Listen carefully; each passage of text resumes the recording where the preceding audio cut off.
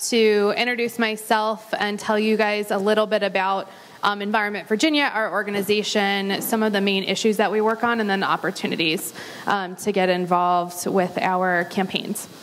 So my name's Sarah Bucci. I'm the campaign director with Environment Virginia. So I am actually based in Richmond and oversee all of the field organizing that Environment Virginia does across the state. And so just a little hint about who we are. We're a grassroots, citizen-funded advocacy organization. So Environment Virginia's mission is that we want to protect and preserve special places that Virginians really care about. So from our coastline and the Chesapeake Bay to Shenandoah National Park and places across the Commonwealth to core environmental values. So making sure that our energy comes from clean, renewable sources and not dirty fossil fuels that are polluting our environment. And we know that there are lots of special interests that are influencing our political system today to make sure that they, have the advantage when it comes to, the particularly big industries and often working very much against environmental protections. And so what we see our mission as is a group that works to, make sure we have the facts on our side when we're working on issues, B, that we have broad public support, and then we have smart campaign plans because we know, resources aren't unlimited, so we want to make sure that we're being smart and strategic in the work that we're doing, and that we bring the voices of our members and of citizens and of key constituencies to whether it's Richmond or Washington, D.C., to make sure that we can leverage that into the political power that it takes to actually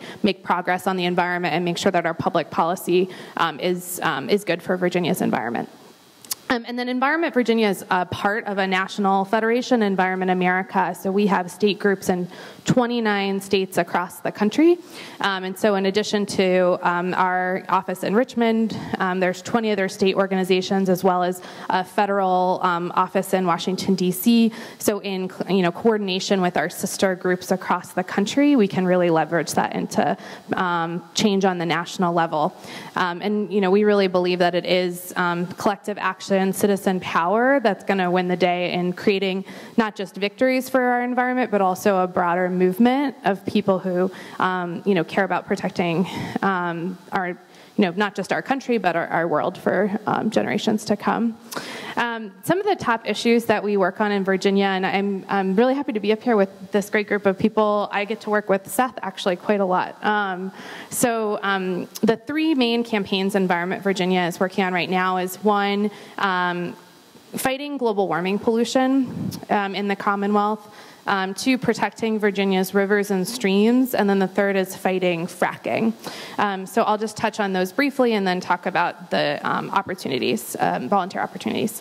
I'm sure you've covered all this in the conference. Don't need to talk about the problem of climate change. I'm pretty sure we're all on the same page. The fact is that there are a lot of solutions on hand.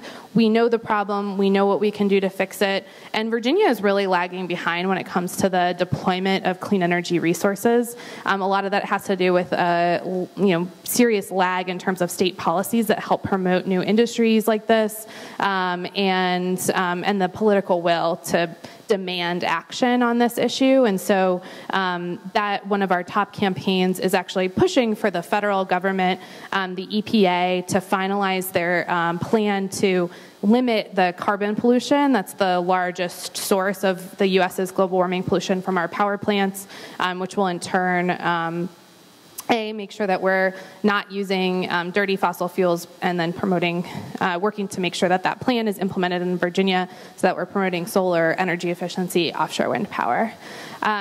The second campaign is protecting our rivers and streams. So, I think a lot of people are probably from around here and know that we've made a lot of progress when it comes to waterways because of the Clean Water Act. The Potomac River is much cleaner today than it was 30 years ago. The James, where I live in Richmond, I probably wouldn't go swimming in the tidal basin around DC, but where I live in Richmond, you can go swimming in the James in places where you definitely wouldn't have been able to just a couple of decades ago. Fish populations are coming back, and our waters are certainly cleaner, not catching on fire anymore. However, we still have a long way to go. Many of our waterways are still unsafe. Over half of the waters in America are unsafe for swimming, for drinking, and for fishing. And in Virginia, that's still the case. Over half of our river miles are unsafe for swimming. Some of the biggest problems come from overdevelopment, paving over wetlands, pollution in our smaller streams that flow into our bigger rivers in the bay, industrial pollution from giant agribusinesses and factory farms. And over half of Virginia's streams are not fully protected under the Clean Water Act right now because of loopholes in the law. So one of the issues we're working to do is make sure to close those loopholes, make sure that the Clean Water Act's intentions to protect all of our waterways are the case, so that we have the political and the policy framework to make sure that polluters can't just dump into our waterways ad hoc or pave over wetlands.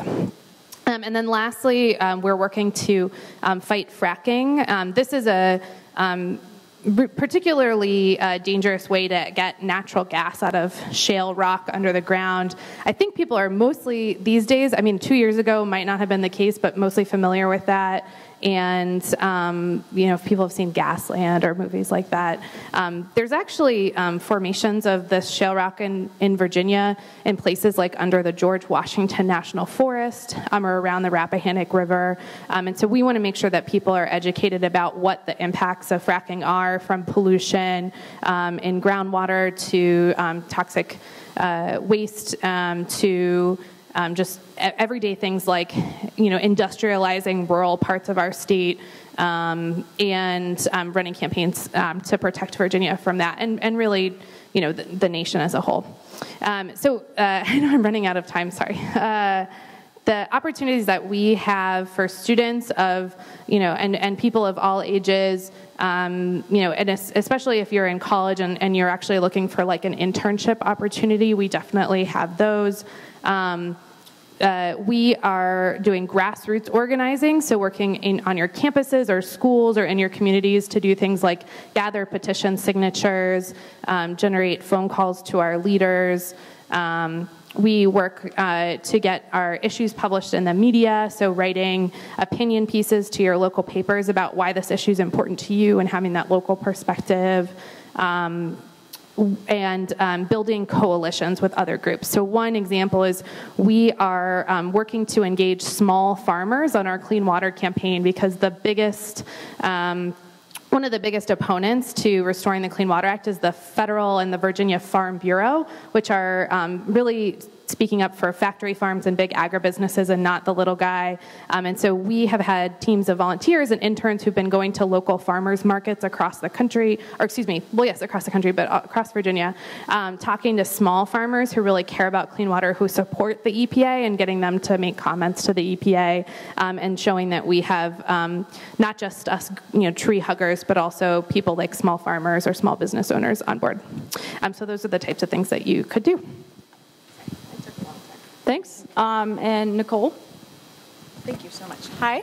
My name is Nicole Holstein. I'm the Community Outreach Manager with GoingGreenToday.com and the Do It for DC Challenge. Our founder was actually on one of the panels yesterday, if anybody saw him at all. Yay! Some people did. Some people didn't. Yes, Scott. Yeah, Scott Ankeny. He's our founder. He couldn't be here today, so I'm here instead.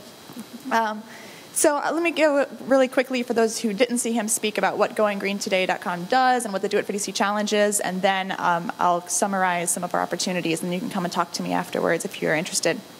So Scott founded this as actually a private company when he was living in California many years ago, and he started as a Web 3.0 smart technology platform that serves to teach people how to be green. So the goal of the program the platform, if you go through it, is you get a personalized 90-day challenge that is customized to your lifestyle. So you start with taking a lifestyle survey that analyzes kind of, what habits you have, what you don't have, and it sees where in your life you could stand to cut carbon and save money extremely easily.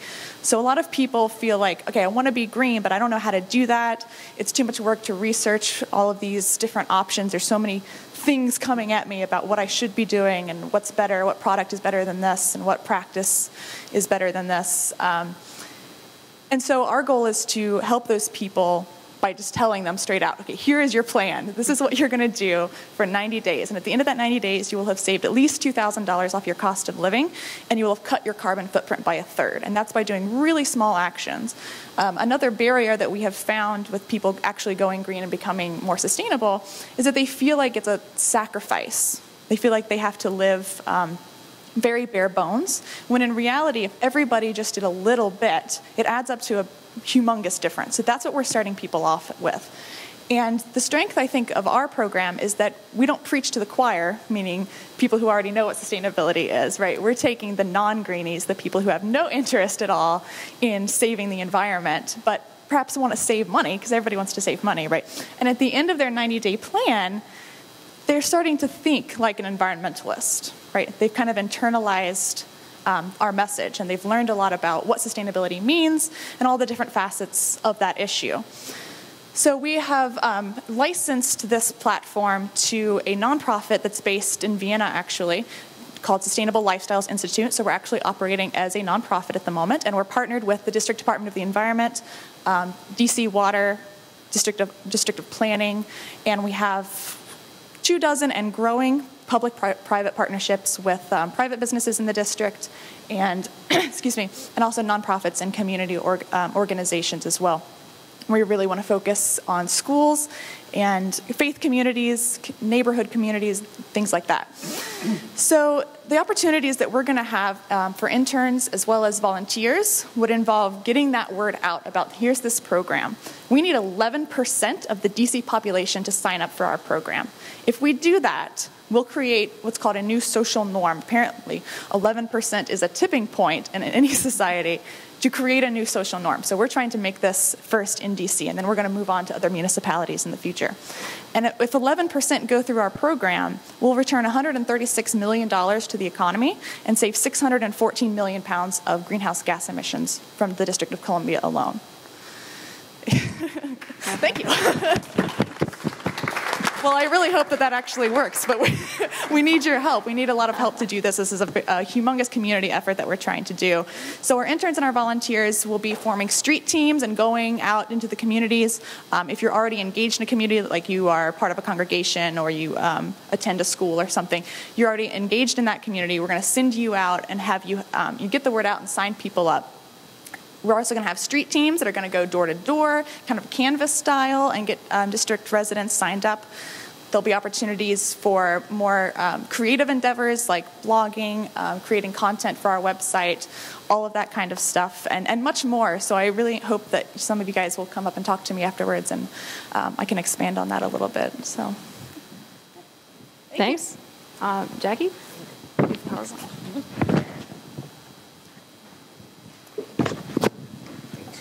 Thank you. So I am going to just tell you a little bit about the NAACP briefly, because I didn't really get into that yesterday, and then I'll talk about our opportunities that are available for volunteering.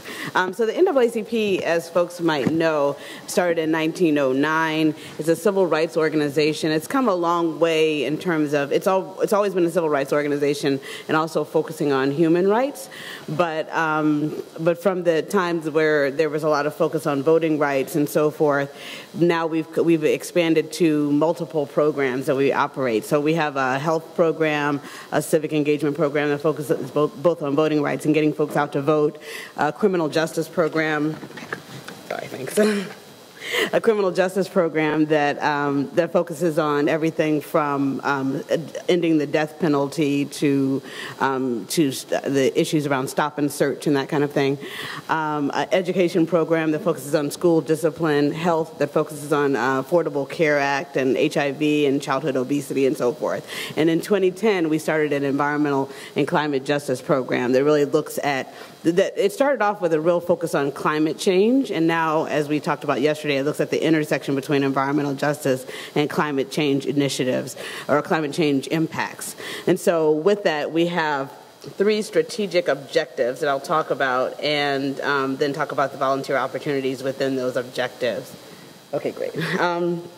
So the 3 objectives are to reduce harmful emissions, to advance energy efficiency and clean energy, and to strengthen community resilience. So still with that kind of original idea around addressing climate change, the idea is to reduce harmful emissions, both kind of that are polluting communities and that are leading to, that are emitting the greenhouse gases that are leading to climate change. And so we're doing that through everything from working on the strengthening and protecting the Clean Air Act to working plant by plant on coal-fired power plants across the country. Around advancing energy efficiency and clean energy, we're doing everything from pushing for policies like renewable portfolio standards, which means that each state has to have a certain percentage of its energy come from clean energy sources, having energy efficiency standards that says that each state has to have a certain percentage that they're reducing their energy consumption every year. And we're also working on practical projects with communities around doing community-owned solar projects, so that we're actually looking at building local economies, which is a lot of what we talked about yesterday.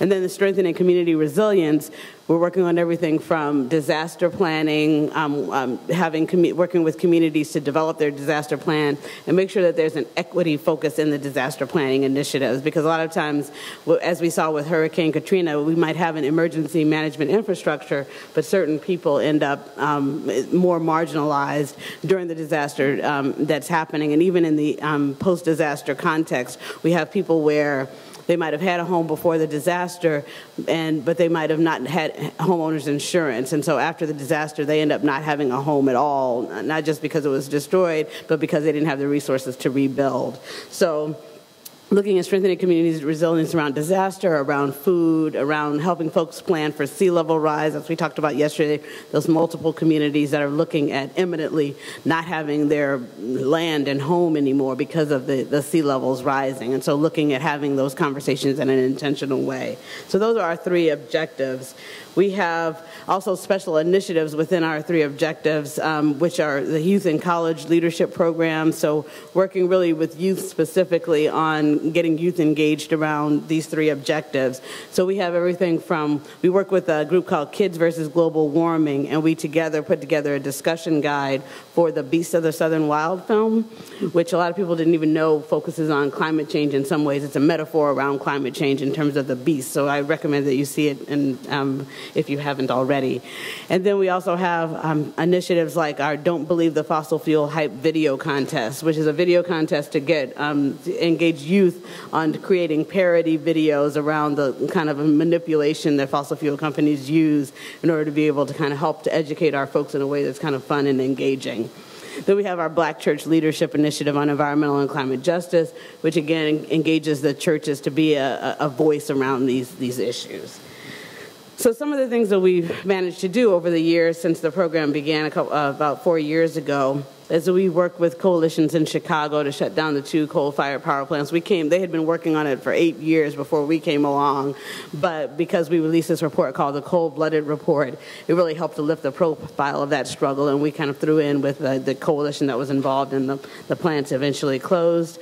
We've been involved in the Clean Air Act rulemaking that's happening. In fact, this week, if folks don't know, there are there are hearings around the Clean Air Act in Atlanta, Pittsburgh, Denver, and in Washington, D.C. And so we always make sure that we have representation at those meetings. And unfortunately, in past meetings, when we went to the Mercury and Air Toxics Rule meeting and the carbon pollution standards for new sources, we found that we were the only Our group was a mixed-race group, but we found that we were some of the only people of color who were engaged in this discussion.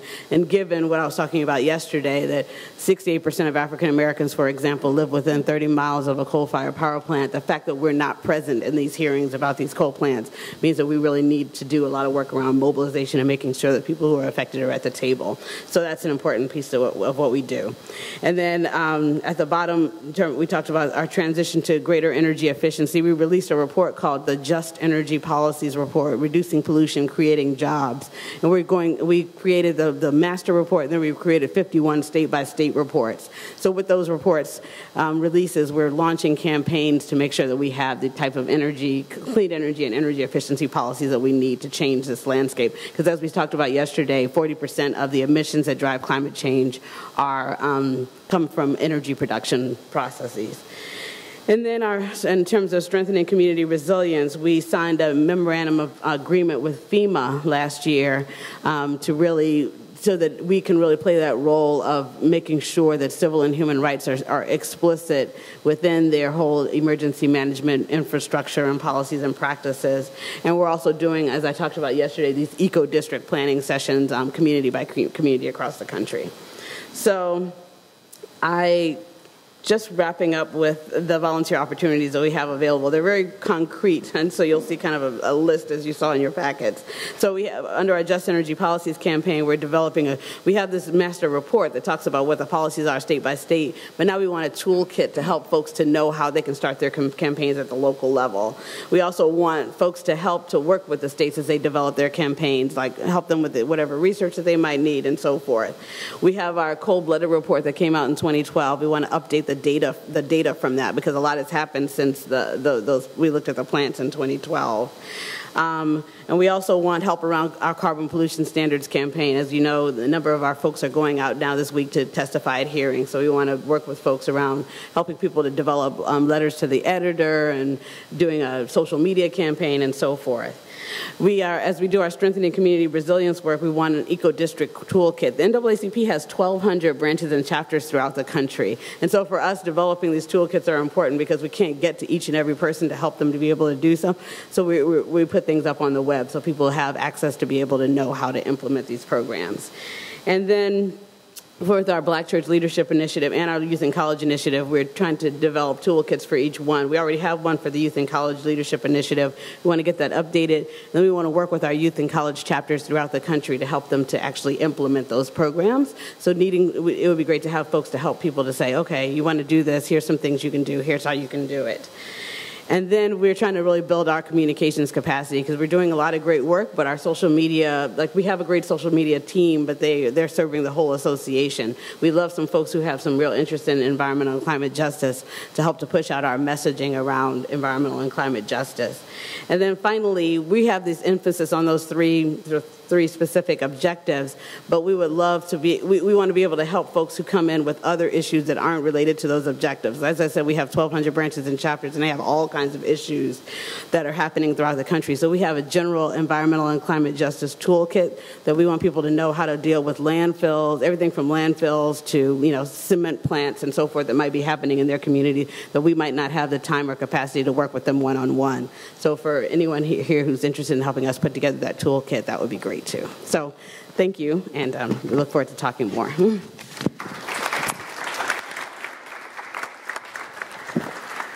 Thanks, Jackie. And now, Seth, we'll hear from you about Sierra Club, Virginia. Okay, thank you. My name is Seth Heald. I'm the vice chair of the Sierra Club's Virginia chapter. The Sierra Club is one of the oldest, if not the oldest, environmental group in the world, founded in 1892 in California by John Muir, a great naturalist, and really was the beginning of the environmental movement in the world. The organization has, I think, over 1 million members. It's all over the country in all 50 states. And here in Virginia, we have a very active, thriving chapter. It's a volunteer-run, volunteer-led organization, which sets it apart from many other groups. And what I liked about it, I should tell you, I worked as a lawyer for 35 years and retired last fall.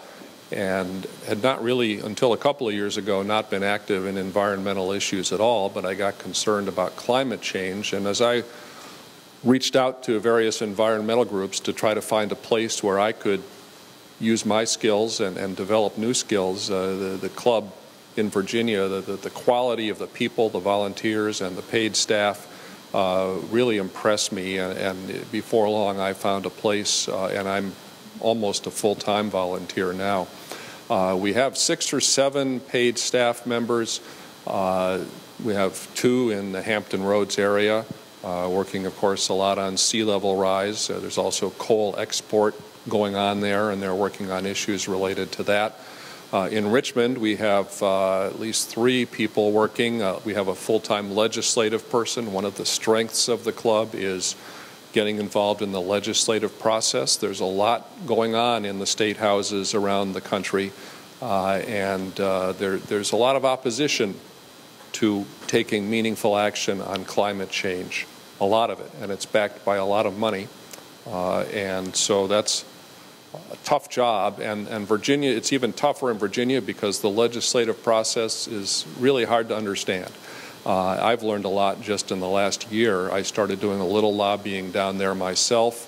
For any volunteer who wants to, or possible intern, who wants to begin to learn how to interact with the governor and the administration and the state legislature, Sierra Club provides great opportunities, and I find myself going down to Richmond fairly often now. Over in the western part of the state, we have an organizer way out west, almost into Kentucky, working on mountaintop removal and coal mining issues. We do a lot of work. We do litigation. We have a legal staff and legal volunteers also who handle these cases on water pollution and air pollution and just the destruction of our beautiful scenery out there in the western part of the state. And we even, in coordination with other groups, we have a weekend every fall in Wise County, Virginia, where you can go and see mountaintop removal happening and meet people who are affected by it. I did it a couple of years ago. I think everybody really should at some point try to go see what mountaintop removal is. When you see it with your own eyes, you really understand in a way that it's hard to understand if you haven't seen it. We've been very involved in fracking issues lately. We have a volunteer fracking chair. One of our ongoing campaigns involves stopping fracking in the George Washington National Forest, but we're not just working there. There are other fracking issues around the state. And as I heard Sarah talk, I had to say a lot of what she said applies to us too. So, another strength we have is we have local groups. Here in Northern Virginia, we have 2 local groups. One is called the Great Falls Group, which is out in this part of Fairfax County, and then our Mount Vernon group is a little closer into D.C. It's Arlington and Alexandria. That's the group I'm involved in. And I'm amazed. We have volunteers who have been doing this for 10, 20, 30 years and really know the issues. They know the technical issues, but they also know the people. They know the people on the city council and the county council. They know their state delegates. They've worked to get delegates and council people elected. So they would make great mentors for people who want to be involved at the local level working on transit or transportation issues or water quality issues. Another aspect of the Sierra Club is outings. It started by people who like to be in the outdoors, who go hiking, and we still do that. We have day hikes, we have trips, overnight trips and week-long trips, and a lot of active volunteering doing that. And part of we have a campaign right now trying to get people outdoors who haven't been in the past, because it's our belief that when people get outdoors and see, you can really see climate change happening if you're out, beyond where you normally spend your time, and try to connect people to the land so that they become more aware of how crucial an issue climate change is. We have a great bunch of solar experts. We have Ivy Main, who's the chair of our chapter, lives in McLean, not far from here. She's an expert on solar energy. She writes a blog on energy in Virginia that a lot of people go to. If you really want to kind of catch up on what the energy issues are in Virginia, go to her blog. It's called Power for the People. And we've worked hand in hand with solar businesses to try to help them expand solar in Virginia. There's been a number of laws and rules in place that make it hard for solar to gain a foothold. We're way behind our neighboring states. North Carolina is way ahead of us. New Jersey, much smaller state with no more sun than we have, has way more solar installed. And this isn't just a coincidence. There are policies in place in Virginia that are holding us back. And just last week I went to Harrisonburg to Eastern Mennonite University, which has one of the, when it was installed, the largest solar project on top of their library in the state. It's now been surpassed by a few others, but we presented an award to a state senator who helped pass legislation earlier this year that makes it a little easier for solar to get installed. And I couldn't even go into all the opportunities for volunteering, but I'm happy to talk to people afterwards and in the later sessions. I wanted to mention a couple of things that are coming up right now in the very near future. We are working with many other partners for the People's Climate March happening in September. I believe it's September 21st in New York City. It's going to be the largest climate rally or march ever, surpassing the last one that was the largest climate. I don't know if any of you were there, but I think a little year and a half ago in freezing cold weather in D.C., there were something like 40 or 50,000 people. I was there. Sierra Club did a lot of organizing for that. We brought buses from around Virginia. We're doing the same thing for this march in New York. In fact, they're organizing a train, both one from Boston coming down and one from D.C. going up to New York, and we're working on filling that train, and to the extent we can fill it up, we're also going to have buses coming from as far away as Norfolk. As you probably know, Norfolk in that area is one of the most at-risk areas in the country and the world for damage from sea level rise, and it's happening right now. And so we need help getting people turned out to these rallies. There's a lot of logistical stuff, a lot of communication stuff. Almost forgot to mention, this is something I'm actually in charge of. We have a letter to the editor campaign around the whole state of Virginia, and it's been very successful. We get people writing into the big papers. People in this area might not think about it, but the Richmond paper, which is read by the governor and all our state legislators, takes letters from all over the state. And if you're concerned about climate change or other environmental issues, sure, you should be writing to the local Fairfax County paper, the local neighborhood papers, to the Washington Post, but also write to the Richmond paper and the Norfolk paper. They actually, I get letters published in them quite regularly, and many others do too. And our team can give training on how to write a letter. We can help you edit a letter, and it becomes a little addictive once you get your letters in and you start seeing your name in print. The Richmond paper the last 2 years commented on how there was a huge number of letters dealing with climate.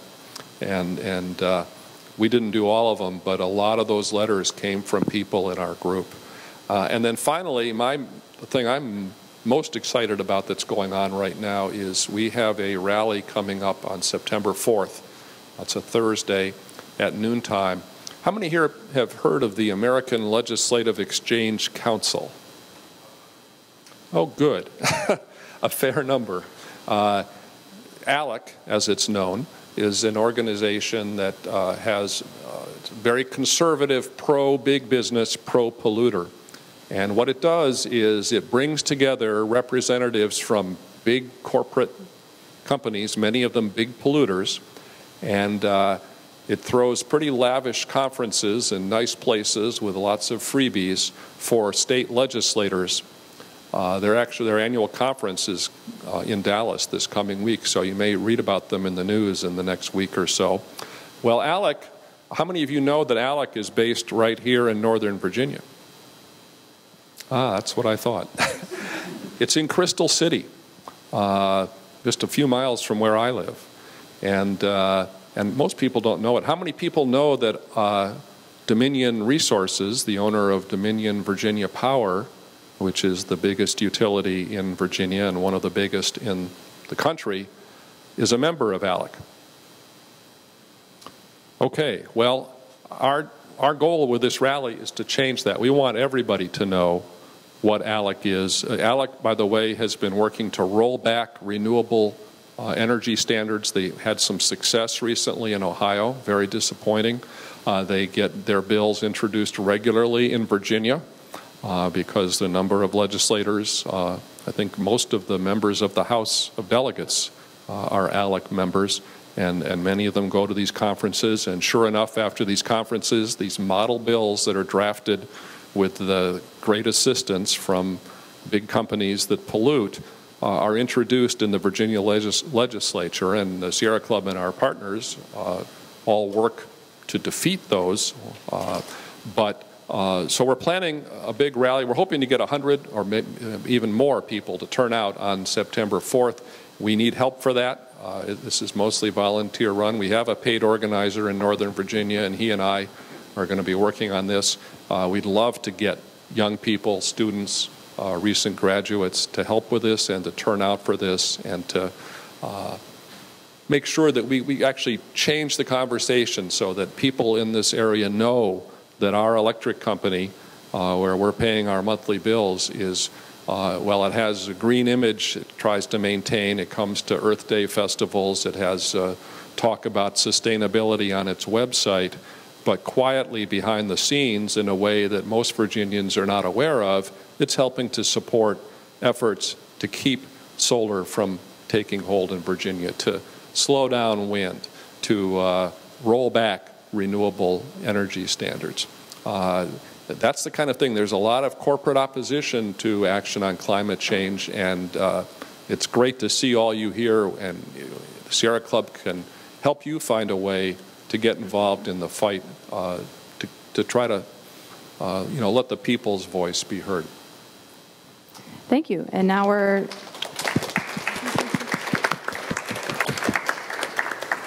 going to hear from Anna about Center for a New American Dream, and she's going to speak for, I think, for a minute, and then let a video do the rest of the talking for her. So the Center for a New American Dream helps to empower people all around the country to shift their consumption patterns. So, for example, one campaign that we just most recently launched that's very relevant to this conversation is the Unbottled Water campaign. And so we're encouraging folks. We have a video and other resources that are part of our community action kit that would help you where you work, where you live, where you go to school, to encourage folks to unbottle their water.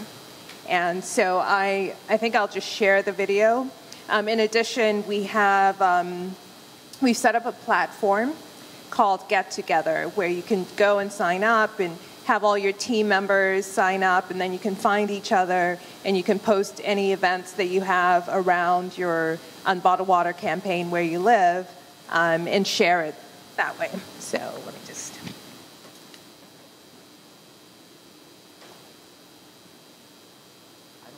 Anyone who doesn't understand that plastic water bottles are an enormous waste for the environment.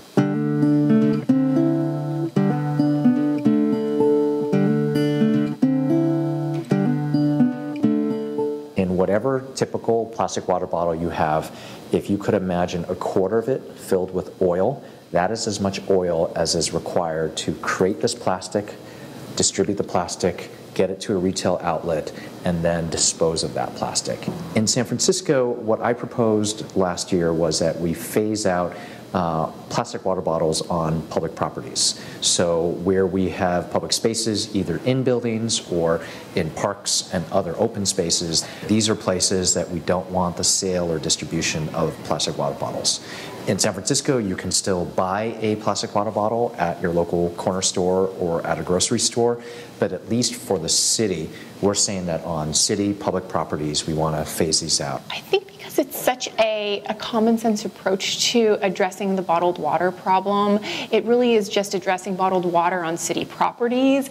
We got quite a bit of support from the San Francisco Board of Supervisors and from citizens in San Francisco as well. We proposed the idea over a year ago.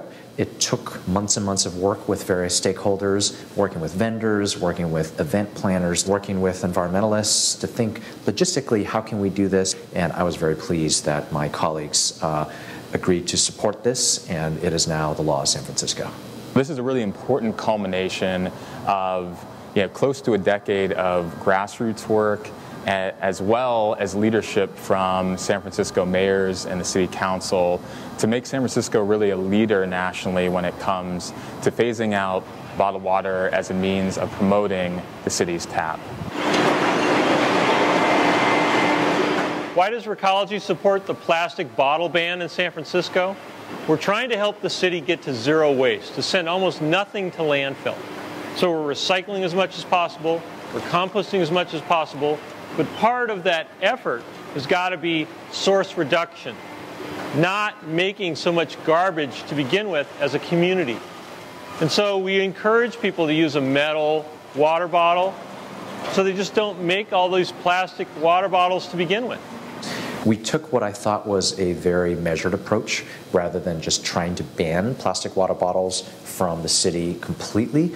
We're only doing this on public property so that we can show that it can be done, use that as a proof case so that if others want to take it further, they can. And hopefully our legislation will become a model, an example of how you can do this in other places. It was prudent. It was a decision that doesn't have party lines drawn all across it. It saves taxpayers money, and it also is a vote of confidence for the city's public water systems. The tap water is safe to drink in San Francisco. There are absolutely no health concerns, water quality concerns. We provide really high quality, inexpensive drinking water from our Hetch Hetchy Reservoir. It's some of the highest quality and best tasting water in the country. So you really can't beat San Francisco drinking water. My legislation actually requires, over the next 6 months, our city agencies to look at where in the city it's harder to access tap water so that we can figure out how to pipe it in different places. Also, we have as a city set as a policy that with any new development, we're going to require the installation of drink taps. We're installing these drink taps in our public facilities, in our schools, in our public buildings, at the airport, and around town. And that is the infrastructure that will help remind people that there are ways to get water other than from the plastic water bottle. What I tell planners for large events when they're thinking about what do I do now that bottled water isn't on the table for us in our planning, it's all about getting back to basics. 20, 25, 30 years ago, it wasn't even a part of the conversation. There were hydration stations, there were water fountains, folks were bringing reusable water bottles and coolers to these types of events. We're here at Uncorked at Ghirardelli Square. It's often been stated that bottled water is so convenient, but yet this is actually a much more convenient way for people to rehydrate themselves at an event. This is our water bar. This is our 4-spigot water bar with a drain and also a removable backsplash. This water bar is hooked up to a hose bib right here, which is just the San Francisco City water. If there's a will to do this, it can be done virtually anywhere. To me, it's also about reclaiming the commons of water, of helping people to see that it's a resource that really belongs to us. You know, I think people really starting to understand that the commodification of this essential resource is not okay. And really, water should be an inexpensive, safe product available to people everywhere. Go to your city councilor, go to your mayor, and tell them We have no business spending taxpayer money on bottled water. It really begins at the grassroots, finding people in your community and bonding together with other people so that when you walk into mayor's office or city councilor's office, they know this is the right thing to do and they have the voters behind them to make this happen.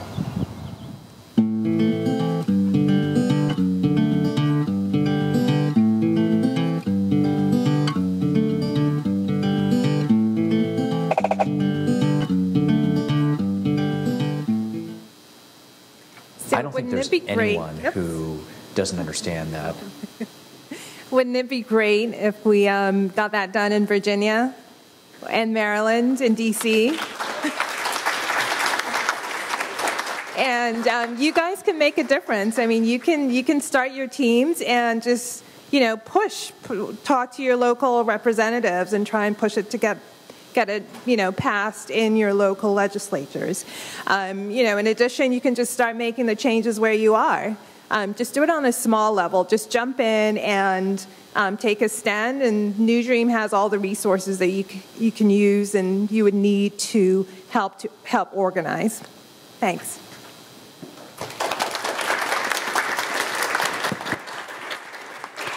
Thank you, everyone. And I'm going to throw in a thank you to moms because it's relevant.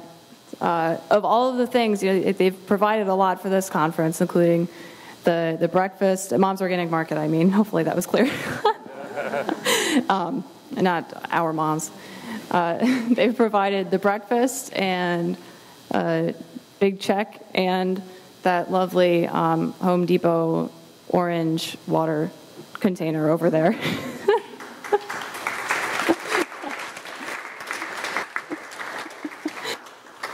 So now I'd like to offer just a few minutes for anyone who has a really bright idea for a project that they'd like to implement and get a team together for. I'm hoping everyone. Oops, sorry.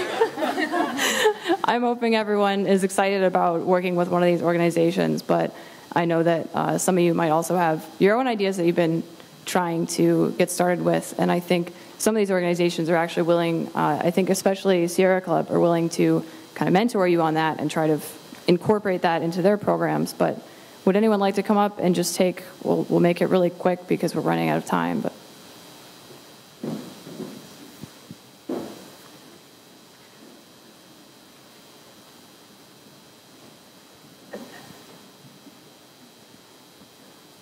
Hi, my name is Sudhir Shukla. I'm working with an organization called Climate Changes Elementary. So we do presentations on climate change in elementary schools, and we have an evening program where we bring parents in and we pass out sustainability checklists of things they can do to reduce their carbon footprint.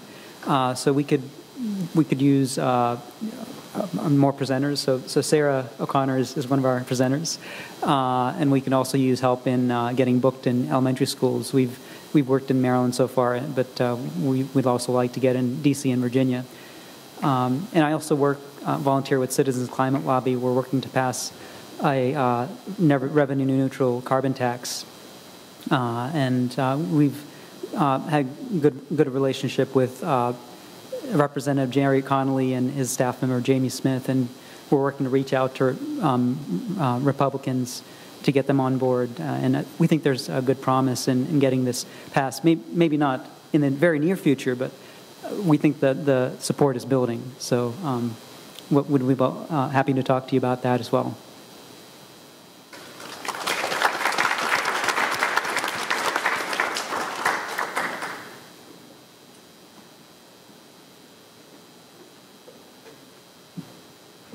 Hi, my name is Amory Fisher. I'm a Sierra Club intern with the Piedmont group of the Sierra Club. And we have just, we're about wrapping up a campaign called the Solar Schools Initiative, which was to help schools all across Albemarle County get solar power. That was through a variety of ways, through grant funding, but mainly through a power purchase agreement.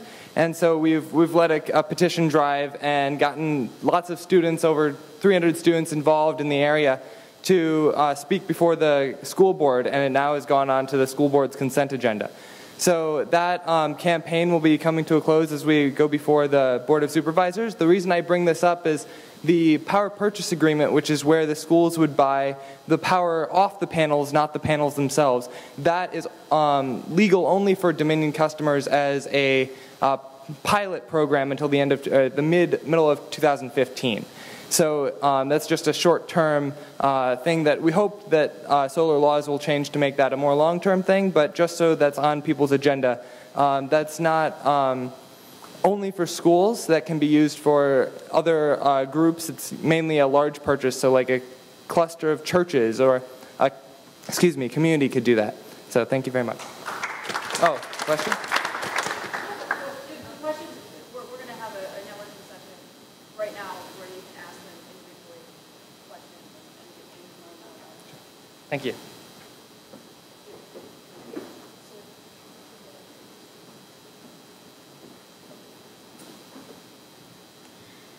So I'm Aiden White.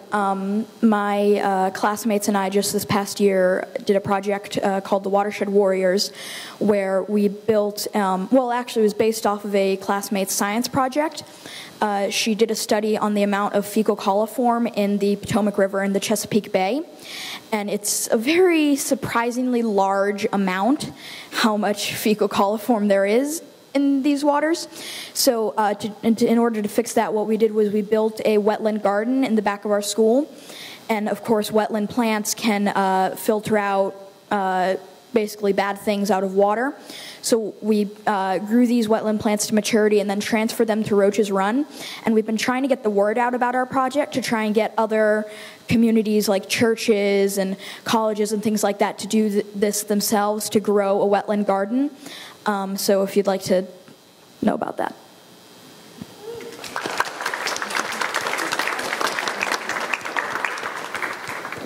All right, great. So now, as I said, what we're going to do is I'm going to ask all of you to, I guess, kind of spread out in a different area of the room. And we'll take about 20 minutes. And, you guys have just heard kind of their summary of the opportunities available. And now is the time to ask them a few more questions about how you might get involved and try to figure out, decide who you might want to work with later. And then after we do our Global Thinking Awards, you'll all start sitting down with each other and you'll start to get to know each other. And then later in the afternoon will be the time to actually make a plan for how are you going to be involved after the conference. Thank you.